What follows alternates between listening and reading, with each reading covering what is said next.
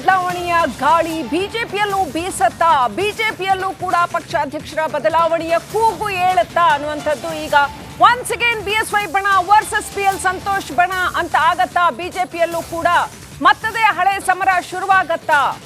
ಕಾಂಗ್ರೆಸ್ ಬಳಿಕ ಬಿಜೆಪಿಯಲ್ಲೂ ಈಗ ನಾಯಕತ್ವ ಕದನಕ್ಕೆ ಕಹಳೆ ಊದಲಾಗ್ತಾ ಇದೆಯಾ? Cadre based party leader based party ಆಗ್ತಾ ಇದೆಯಾ? ಲೋಕಸಭೆಯಲ್ಲಿ ಹೆಚ್ಚು ಸ್ಥಾನ ಗೆದ್ರೂ ಕೂಡ ಸಮಾಧಾನ ಇಲ್ಲ ಅಂತ ಹೇಳಲಾಗ್ತಾ ಇದೆ. ಹೊಸ ನಾಯಕತ್ವಕ್ಕಾಗಿ ಕೂಗು ಜೋರಾಗ್ತಾ ಇದೆ. Once again BSY versus BL Santosh ಸಮರ ಶುರುವಾಗತ್ತಾ? ಬಿಜೆಪಿ ಪಕ್ಷ ಶಿಥಿಲವಾಗೋದಕ್ಕೆ ನಮ್ಮವರೇ ಕಾರಣ, ಪಕ್ಷ ವಿರೋಧಿಗಳಿಗೆ ಮಣೆ ಹಾಕಿದ್ದೇ ಕಾರಣ ಅಂತ ಮತ್ತೆ ಸ್ವಪಕ್ಷೀಯರ ವಿರುದ್ಧ ಸದಾನಂದ ಗೌಡ ಟೀಕೆ ಮಾಡಿದ್ದಾರೆ. ಅಶಿಸ್ತು ತೋರಿದವರ ವಿರುದ್ಧ ಕ್ರಮ ಆಗಬೇಕು.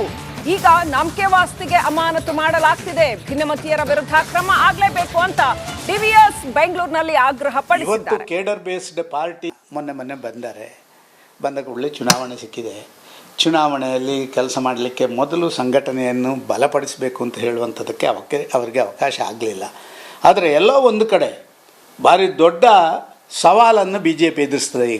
ಇವತ್ತು ಕರ್ನಾಟಕದಲ್ಲಿ NDA ಪರವಾಗಿ ನಾವು ಎಲ್ಲವನ್ನು ಮಾಡಿ ಆದ ಮೇಲೆ ಎಲ್ಲೋ ಈಗ ನಮಗೆ ಸವಾಲುಗಳು ಎಲ್ಲವನ್ನ ಎಕ್ಸ್ಪ್ಲೇನ್ ಮಾಡುವಂಥದ್ದು ಸರಿಯಲ್ಲ. ಇವತ್ತು ಬೇರೆ ಪಕ್ಷಗಳಿಗೆ ಕರ್ನಾಟಕದಲ್ಲಿರುವಂಥ ಸವಾಲಿಗಿಂತ ಭಾರತೀಯ ಜನತಾ ಪಾರ್ಟಿಗೆ ಹೆಚ್ಚು ಸವಾಲಿದೆ. ಭಾರತೀಯ ಜನತಾ ಪಾರ್ಟಿ ಒಂದು ಕೇಡರ್ ಬೇಸ್ಡ್ ಪಾರ್ಟಿ, ಅದನ್ನು ನಾವು ಸ್ವಲ್ಪ ಲೀಡರ್ ಬೇಸ್ಡ್ ಪಾರ್ಟಿಯಾಗಿ ಕನ್ವರ್ಟ್ ಮಾಡಿದೆವು. ಇವತ್ತು ಕೇಡರ್ ಬೇಸ್ಡ್ ಪಾರ್ಟಿ ಇಲ್ಲದ ಕಾರಣ ಏನಾಗಿದೆ ಅಂತ ಹೇಳುವಂಥದ್ದನ್ನು ಲೋಕಸಭೆ ಮತ್ತು ವಿಧಾನಸಭೆ ಎರಡರಲ್ಲಿ ಕೂಡ ನಾವು ಅನುಭವಿಸ್ತೇವೆ. ಆದ ಕಾರಣ ಇದು ಎಚ್ಚರಿಕೆ ಗಂಟೆ ಭಾರತೀಯ ಜನತಾ ಪಾರ್ಟಿಗೆ. ಬೇರೆಲ್ಲ ಕಡೆ ಪಡ್ಕೊಳ್ಳಿಕ್ಕೆ ಕಳೆದು ಹೋದ ಜಾಗದಲ್ಲೇ ಹುಡುಕಬೇಕು.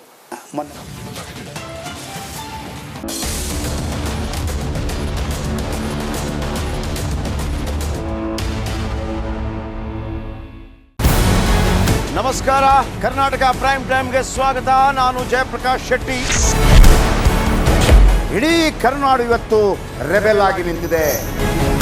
ಈ ಹಗರಣಗಳನ್ನು ಸದನದಲ್ಲಿ ಪ್ರಸ್ತಾಪ ಮಾಡಲು ಕೂಡ ಕಾಂಗ್ರೆಸ್ ಹಿಂದೇಟು ಹಾಕಿದ್ದೇಕೆ? ನಿಮ್ಗೆ ಸಂಬಳ ಅದಕ್ಕೆ, ನಿಮಗೆ ವಾಹನ ಅದಕ್ಕೆ, ನಿಮಗೆ ವೆಪನ್ ಅದಕ್ಕೆ, ನೀವು ಅದನ್ನು ಸೆರೆ ಹಿಡಬೇಕಾಗಿತ್ತು.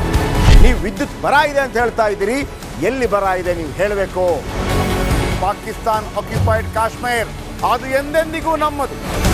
40 ಮೆಷಿನ್ಗಳು ತಂದಿತ್ತು ನೋಟ್ ಎಣಿಸುವುದಕ್ಕೆ, ಅದೇ ಹಾಳಾಗಿತ್ತು. ಮಥುರಾದ ಗಲಾಟೆ ಇದೆಯಲ್ಲ, ಅದು ಸ್ಥಳೀಯವಾಗಿ ಕೂತು ಪರಿಹರಿಸಬಹುದಾದಂಥ ಕಾನೂನಿದೆ.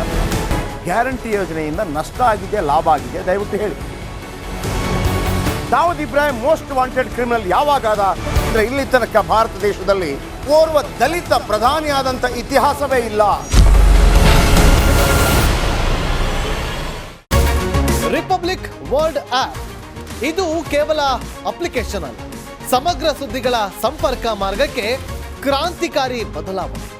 ರಿಪಬ್ಲಿಕ್ ವರ್ಲ್ಡ್ ಆಪ್ ಕೇವಲ ಸುದ್ದಿ ಅಪ್ಲಿಕೇಶನ್ ಅನ್ನ ಪರಿಚಯ ಮಾಡ್ತಾ ಇಲ್ಲ, ಬದಲಾಗಿ ಡಿಜಿಟಲ್ ಸುದ್ದಿ ಬಳಕೆಯ ಹೊಸ ಯುಗಕ್ಕೆ ನಾಂದಿ ಹಾಡ್ತಾ ಇದೆ.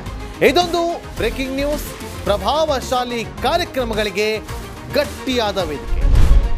ರಿಪಬ್ಲಿಕ್ ವರ್ಲ್ಡ್ ಅಪ್ಲಿಕೇಶನ್ ಈಗ ಲೈವ್ ಆಗಿದೆ. ಗೂಗಲ್ ಪ್ಲೇ ಸ್ಟೋರ್ ಮತ್ತು ಆಪಲ್ ಆಪ್ ಸ್ಟೋರ್ ಎರಡರಲ್ಲೂ ಲಭ್ಯವಿದೆ. ಈಗಲೇ ಡೌನ್ಲೋಡ್ ಮಾಡಿ.